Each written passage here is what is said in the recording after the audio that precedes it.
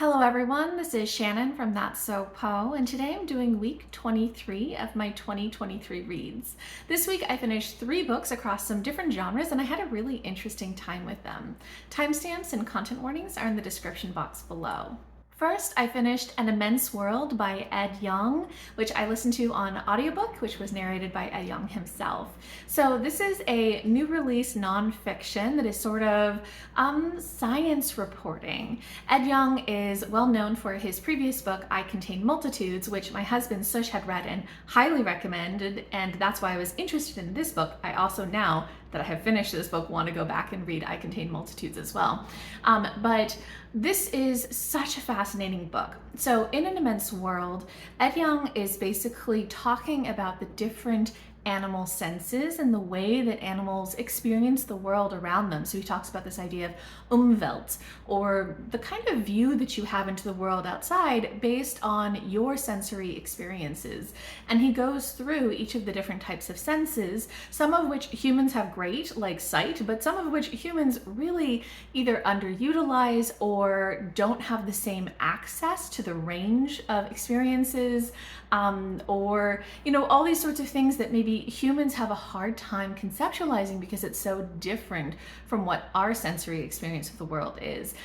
It was fascinating. This book is so cool. If you like cool animal facts, you will love this book, and the audio narration is fascinating. I just had such a fun time with this. This is what makes you feel that joy in science and joy in nonfiction, and it was awesome. I loved this. I gave it 5 out of 5 stars, and I highly recommend it. Next, I finished No Edges, edited by Sarah Coolidge. This is a collection of translated Swahili fiction from Kenyan and Tanzanian authors. And it's apparently like the first kind of collection of Swahili translated fiction into English. So I thought that was really interesting.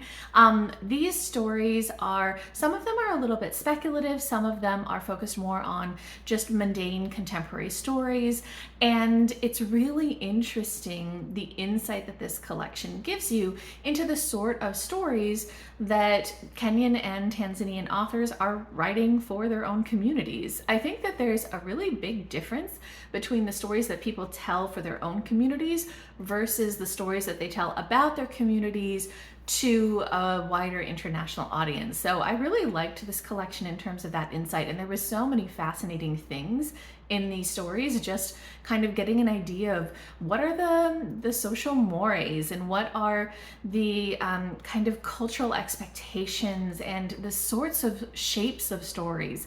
Really interesting in this. But the stories themselves didn't necessarily work out as well for me. So while I had kind of a more meta experience that I thought was interesting, I didn't actually enjoy the stories themselves that much.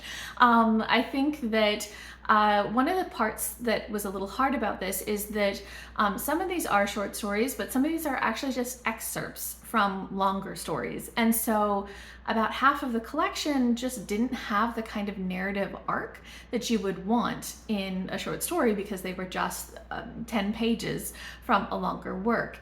And so while it might give you that sample, that idea of what that fiction is like, it wasn't really satisfying as a story in and of itself. So I think that this is interesting if you're just curious and want to explore what Swahili fiction looks like, but as a reading experience, it just didn't quite work so well for me. So I gave it 3 out of 5 stars. And lastly, I read Starting from Scratch by Jazz Taylor, which is a pen name for Jessica Lewis, who wrote Bad Witch Burning, which I absolutely loved and I have a standalone review for. Jazz Taylor is her pen name for the middle grade works that she does. She also has another middle grade, Meow or Never, which I quite enjoyed. So I was really excited to pick this one up, and it did not disappoint. So Starting from Scratch is about a girl who basically ends up with a blended family. It's been just her and her mom for quite a long time, but then her mom gets married and her new stepmom also brings in a stepsister for the main character, and just kind of adjusting to the changing rhythms of their family is really hard, especially because she deals with with a lot of the uncertainty and anxiety in life by trying to stick to a really strict schedule. That's what makes her feel safe. And all of this is throwing off her schedule, and it's very, very anxiety inducing, as well as she's feeling kind of replaced by her new stepsister, even though her new stepsister is a very kind person and dealing with a lot. And so the whole book is just dealing with those feelings, dealing with the anxiety, dealing with the change and the growth, and how to kind of speak up about what you need, but also how to figure out how to be more gentle and flexible with yourself. I love the way that Jazz Taylor Jessica Lewis just deals with such interesting and difficult topics. There's a lot in this also about queerness. So even though her mom is, married to another woman, that's not really a big deal in the book. But one of the big deals is her best friend is kind of non-binary and trying to come out to their parents, and that's like a big part of the story as well. So I love the way that that these stories just deal with emotional and mental health and queer issues, and it's fantastic.